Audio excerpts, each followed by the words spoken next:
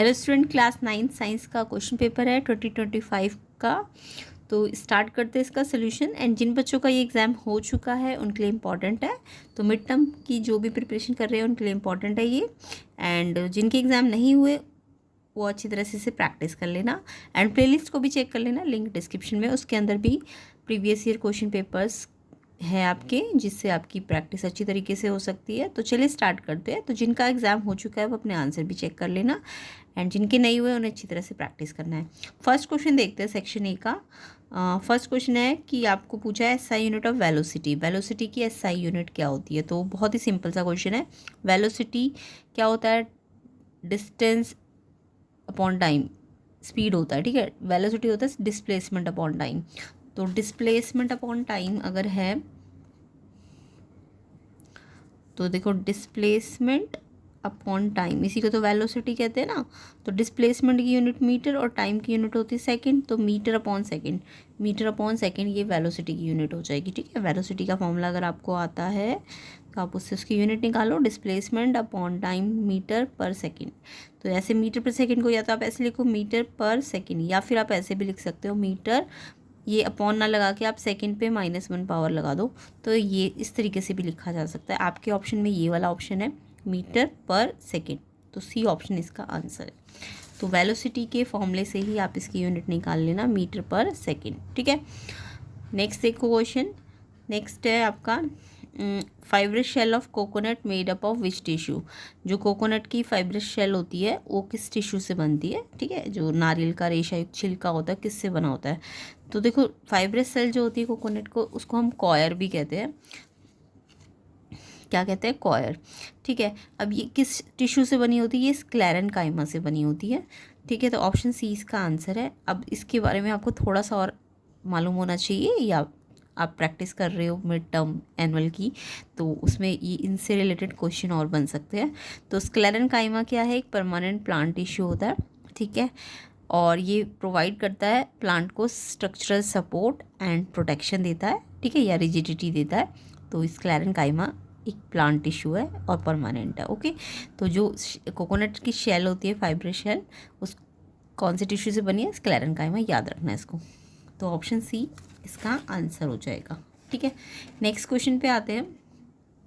Next question है third, the process of conversion of solid into gas directly without changing into the liquid state is called. तो जब हम किसी भी solid को सीधा गैस में कन्वर्ट करते हैं बिना लिक्विड में जाए, वैसे तो सॉलिड लिक्विड में जाता है फिर गैस में जाता है, बट ऐसे कुछ सब्सटेंसेस भी होते हैं जो सॉलिड से सीधा गैस में चेंज हो जाते हैं, तो उनको हम कहते हैं, उस मेथड को जब हम सॉलिड्स को सीधा गैस में बदल रहे हैं बिना लिक्विड स्टेट में जाए, तो उसे सब्लिमेशन कहते हैं, या हिंदी में कहते हैं उदरपातन, ठीक है।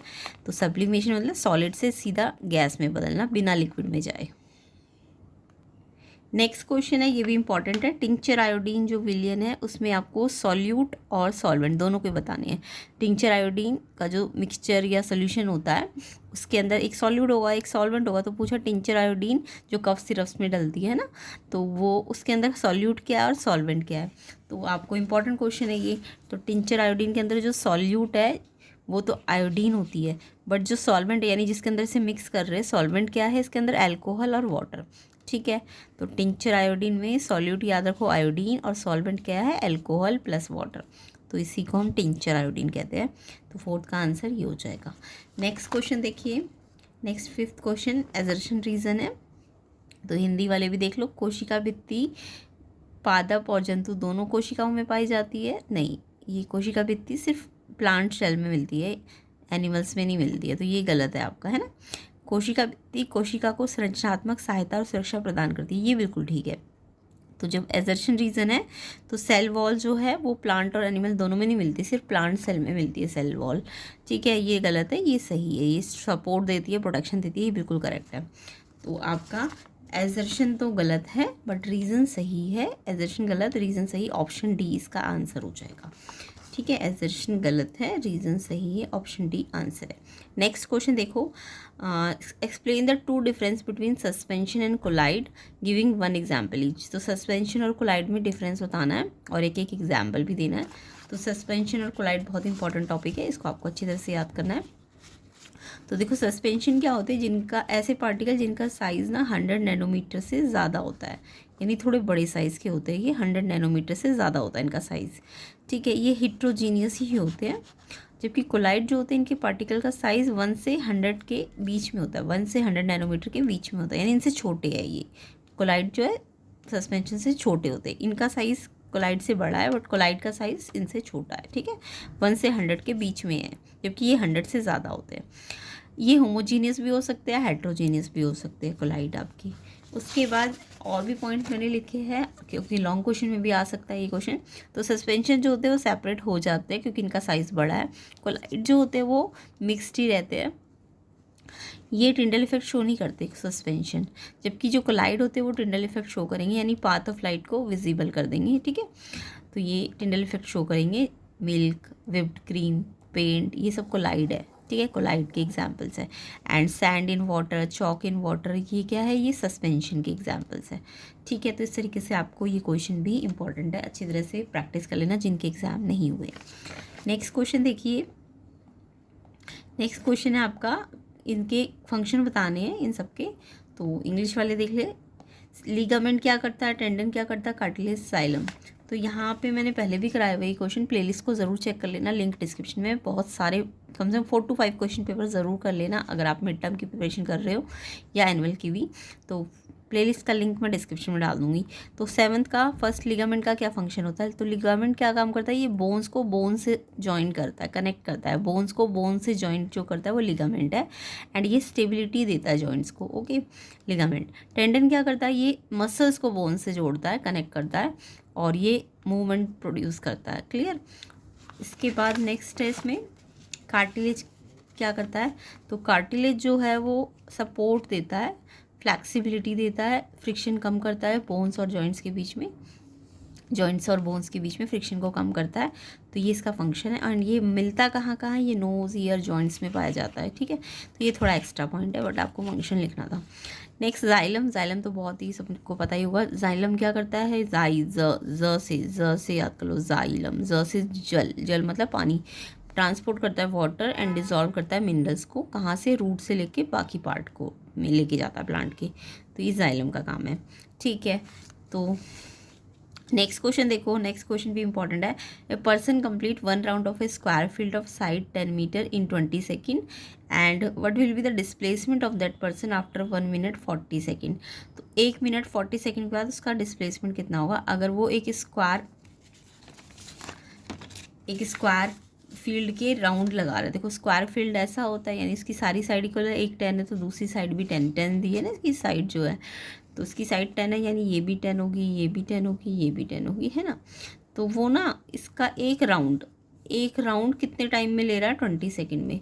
तो अगर डिस्टेंस 20 सेकेंड में बोलूँ तो एक राउंड का मतलब उसका पैरीमीटर होता है ना, एक राउंड का मतलब क्या होगा, इसका पैरीमीटर। तो एक राउंड मतलब 4 × S, ठीक है। तो 20 सेकंड में एक राउंड का मतलब उसका पैरीमीटर कवर हो रहा है, तो 40 मीटर कवर कर रहा है वो 20 सेकंड में।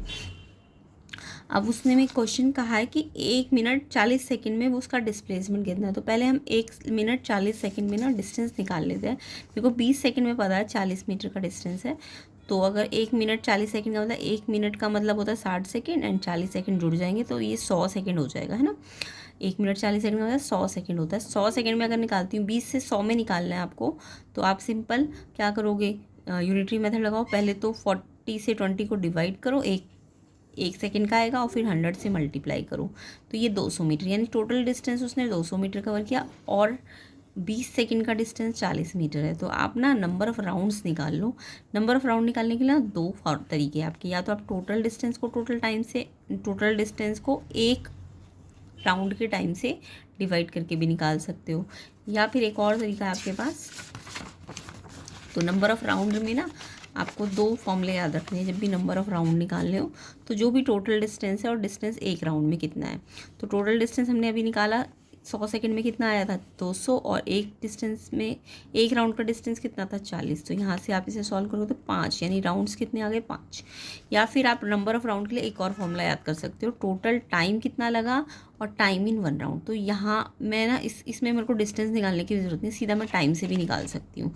तो ये भी नहीं करने की ज़रूरत, आपको सीधा टाइम से ही निकाल लेना है नंबर ऑफ़ राउंड। ठीक है, तो नंबर ऑफ़ राउंड कैसे निकालना है, टाइम से ही निकाल लेना, ये ज़्यादा आसान फॉर्मूला। टोटल टाइम आपको मैंने बताया था 1 मिनट 40 सेकंड था, यानी 60 + 40, एंड टाइम एक राउंड का कितना था 20। तो आप 600/20 को डिवाइड करोगे तो तब भी 5 राउंड आएगा, यहाँ से निकालोगे तब भी। तो ये लंबा मेथड लग रहा है, ये वाला ज़्यादा आसान है। टाइम पता है ना, जब डिस्टेंस पता हो तो अब आप ये वाला फॉर्मूला यूज़ कर लेना राउंड निकालने के लिए, अदरवाइज़ आप टाइम से भी निकाल सकते हो। टोटल टाइम कितना लगा और एक राउंड का कितना टाइम है, तो 5 राउंड का। 5 राउंड का मतलब होता है कि अगर एक राउंड यहाँ से शुरू किया तो यहाँ से एक राउंड में यानी या वापस यहीं पे आ गए, फिर सेकंड राउंड में भी वापस यहीं पे आ गए, यानी इनिशियल एंड फाइनल सेम है। तो जब भी कंप्लीट राउंड होते हैं ना, तो उसमें इनिशियल और फाइनल क्या हो जाएगा, सेम हो जाएगा। और डिस्प्लेसमेंट जब इनिशियल फाइनल सेम होता है तो 0 होता है, तो क्योंकि कंप्लीट राउंड आए। अगर मान लो क्वेश्चन में 5.5 राउंड आ जाता, मान लो, ठीक है, तो 5 राउंड का मतलब तो वापस बार बार वो इधर ही आ रहा है, बट हाफ राउंड में मतलब वो इधर पहुंच जाता है ना। तो इसका मतलब ये वाला डिस्टेंस निकालते हैं आप। ये क्या है, डायगोनल है। डायगोनल का मतलब तब आपको डिस्प्लेसमेंट है ना डायगोनल के बराबर करना था। डायगोनल कैसे निकलता है स्क्वायर का, side into √2, side into √2। Side कितनी है इसकी 10, √2। कब, जब ये 5.5 राउंड होता, क्योंकि 5 राउंड तक तो 0, बट हाफ राउंड पे डायगोनल के बराबर। और डायगोनल कितना होता है, साइड √2। साइड कितनी है 10, √2, तब आंसर ये होता। बट आपका कंप्लीट 5 राउंड आ रहा है तो इसलिए डिस्प्लेसमेंट 0 है, ये आंसर है आपका। ठीक है, डिस्प्लेसमेंट 0 आएगा इसमें। नेक्स्ट देखो, नेक्स्ट है आपका explain 3 difference between animal cell and plant cell. ये तो सभी बच्चों को आता होगा, बार बार आप इतनी बार कर चुके होंगे, ये तो 8th 7th 8th में भी होता है। तो प्लांट सेल के पास सेल वॉल होती है, क्लोरोप्लास्ट होता है, प्लास्टिड्स होते हैं, लार्ज सेंट्रल वैक्यूल्स होते हैं, जबकि एनिमल सेल के पास ये नहीं होते हैं। और एनिमल सेल के पास सेंट्रियोल्स होते हैं, सेंट्रोसोम होते हैं, लाइजोसोम्स होते हैं। प्लांट सेल के पास ये सब चीज़ें नहीं होती है। ठीक है, तो इस तरीके से याद करना है। नेक्स्ट आपको फंक्शन बताना है माइटोकॉन्ड्रिया और लाइजोसोम्स के। तो ये फंक्शंस भी सबको आते ही होंगे। माइटोकॉन्ड्रिया को हम पावर हाउस ऑफ सेल कहते हैं, और ये क्या करता है, एनर्जी जनरेट करता है, किस फॉर्म में, ATP की फॉर्म में। और कब करता है, जब सेलुलर रेस्पिरेशन होता है। ठीक है, तो ये इसका फंक्शन है। नेक्स्ट इसमें लाइजोसोम के बारे में पूछा है। तो लाइजोसोम्स का काम है, ये रिस्पॉन्सिबल है डाइजेशन ऑफ मैक्रो मॉलिक्यूल। जो भी मैक्रो मॉलिक्यूल्स होते हैं उनको डाइजेस्ट करता है। ओल्ड सेल पार्ट्स को डाइजेस्ट कर सकता है, एंड माइक्रो ऑर्गेनिज्म को भी ये डाइजेस्ट कर सकता है। ठीक है, और ये ज़्यादातर यूकैरियोटिक सेल्स में पाया जाता है, तो ये मैंने एक्स्ट्रा बता दिया है। नेक्स्ट क्वेश्चन देखो, नेक्स्ट क्वेश्चन है आपका the temperature of a room 37 degree Celsius, what will be its value on kelvin scale. तो ये सेल्सियस में दी और आपको कैल्विन में निकालनी है। तो ये भी बहुत सिंपल है, जब भी कैल्विन में निकालना हो तो आप डिग्री सेल्सियस में 273 ऐड किया करो, क्योंकि कैल्विन में ज़्यादा वैल्यू आती है, तो इसलिए ऐड करो। तो 37 में 273 ऐड करो तो ये आ जाएगा आपका 310 कैल्विन। तो ये आंसर है इसका। ठीक है, तो नेक्स्ट देखो, नेक्स्ट है which property of substance is observe when a diver cut through water. जब एक डाइवर जो वाटर को कट करता है उसमें कौन सी प्रॉपर्टी आती है। तो ड्राइवर पानी को क्या कर रहा है, कट कर रहा है, यानी कि वो पानी की मूवमेंट तो कम हो रही है, बट उसकी जो शेप है वो एज इट इज़ रह रही है। यानी कि तो पानी की ऐसी कौन सी प्रॉपर्टी है जिससे वो किसी भी कंटेनर की शेप ले ले, फ्लूइडिटी। इसको क्या कहते हैं, फ्लूइडिटी। फ्लूइड की स्पेलिंग आती है ना FLUID, तो ये प्रॉपर्टी है फ्लूइडिटी। ठीक है, क्योंकि जब वो कट कर रहा है वाटर को तो वो वाटर क्या कर रहा है, शेप ले रहा है ना, तो फ्लूइडिटी है ये। ठीक है, नेक्स्ट देखो, नेक्स्ट है इसमें पूछा है कि वाष्पीकरण की दर कम होगी कि ज़्यादा होगी जब आर्द्रता कम हो जाए, सतही क्षेत्रफल कम हो जाए, वायु की गति तेज हो जाए, तापमान में वृद्धि हो जाए। तो यहाँ पे मेरे को रेट ऑफ एवापोरेशन के फैक्टर्स आने चाहिए। तो रेट ऑफ एवापोरेशन 4 फैक्टर पे डिपेंड करता है, ह्यूमिडिटी पे भी, सरफेस एरिया पे भी, विंड स्पीड पे भी, और टेम्परेचर पे भी। तो यहाँ पे अगर इन्होंने क्वेश्चन में बोला कि अगर ह्यूमिडिटी कम कर दो तो एवापोरेशन बढ़ेगा कि घटेगा। तो आपको पता है ह्यूमिडिटी जो जब बारिश होती है ह्यूमिडिटी होती है बहुत ज़्यादा। तो अगर ह्यूमिडिटी बहुत ज़्यादा है बारिश के टाइम पे, तो आपको पता है जो कपड़े हैं जल्दी नहीं सूखते ना, यानी वो ह्यूमिडिटी ज़्यादा होने से एवापोरेशन कम होता है। तो यानी ह्यूमिडिटी अगर कम है तो एवापोरेशन क्या हो जाएगा, ज़्यादा हो जाएगा ना, इंक्रीज़ हो जाएगा। अगर सरफेस एरिया कम हो गया तो देखो एवापोरेशन का जो रेट होता है सरफेस एरिया के डायरेक्टली प्रोपोर्शनेट होता है। सरफेस एरिया जितना ज़्यादा होगा एवापोरेशन उतनी जल्दी होता है। जैसे कप और आपको बाउल का एग्जांपल पता होगा, कप में जल्दी चाय नहीं ठंडी होती, बाउल में जल्दी ठंडी हो जाती है क्योंकि उसका सरफेस एरिया ज़्यादा होता है। तो सरफेस एरिया ज़्यादा होने से एवापोरेशन बढ़ेगा, बट कम होने से क्या होगा, कमी हो जाएगा, है ना, डिक्रीज़ हो जाएगा। इंक्रीज़ इन विंड स्पीड, अगर जितनी ज़्यादा विंड स्पीड होती है कपड़े उतनी जल्दी सूखते हैं ना, तो अगर इंक्रीज़ करते हो विंड स्पीड को तो सूखने का मतलब एवापोरेशन जल्दी हो रहा है, तो विंड स्पीड ज़्यादा होने से एवापोरेशन भी ज़्यादा हो जाएगा। टेम्परेचर ज़्यादा होगा, गर्मी के दिन में जल्दी कपड़े सूख रहे हैं यानी एवापोरेशन ज़्यादा हो रहा है, तो है ना, टेम्परेचर ज़्यादा होगा तो तब भी एवापोरेशन आपका बढ़ जाएगा। ठीक है, नेक्स्ट है what is the SI unit of density. Density की एसआई यूनिट बहुत ही सिंपल सा क्वेश्चन है। डेंसिटी की एसआई यूनिट होती है आपकी, पहले तो आप डेंसिटी का फॉर्मूला याद रख लो तब एसआई यूनिट बदल जाएगी। देखो डेंसिटी होती है आपकी mass upon volume, mass upon volume. ठीक है, तो मास अगर मैंने ग्राम में लिया तो वॉल्यूम किस में लूँगी, वॉल्यूम में सेंटीमीटर क्यूब में लूँगी। ठीक है, छोटी यूनिट लिया ना, या फिर अगर मैंने मास केजी में लिया तो ये मीटर क्यूब में लूँगी। ठीक है, तो जो डेंसिटी की यूनिट है, अगर एसआई यूनिट की बात करूँ तो ये आप ये वाली यूज़ कर लो। वैसे तो केजी पर मीटर क्यूब होनी चाहिए ना, केजी पर मीटर क्यूब, और ग्राम पर सेंटीमीटर क्यूब भी हो सकती है। ठीक है, बट एसआई यूनिट में केजी पर मीटर क्यूब हो जाएगी इसकी यूनिट, मास अपॉन वॉल्यूम होता है, तो ये इसकी एसआई यूनिट है। ओके, तो यहाँ पे हमारा ये कंप्लीट होता है। एंड अदर क्वेश्चंस पेपर्स को भी आपको सॉल्व करना है, प्लेलिस्ट का लिंक मैं डिस्क्रिप्शन में डाल दूँगी, तो आपको अच्छी तरह से उसे प्रैक्टिस कर लेना है। आई होप प्लेलिस्ट को आप चेक कर लेंगे एंड 4 to 5 क्वेश्चन पेपर्स ज़रूर कर लेना। एंड जिनका ये एग्ज़ाम है कमेंट करना कितने सही है आपके, और वीडियो को ज़्यादा से ज़्यादा शेयर कर देना, लाइक कर देना। चैनल में नए हो तो चैनल को सब्सक्राइब ज़रूर करना। एंड इसका प्लेलिस्ट का लिंक मैं डिस्क्रिप्शन में डालूँगी, तो आप चेक कर लेना।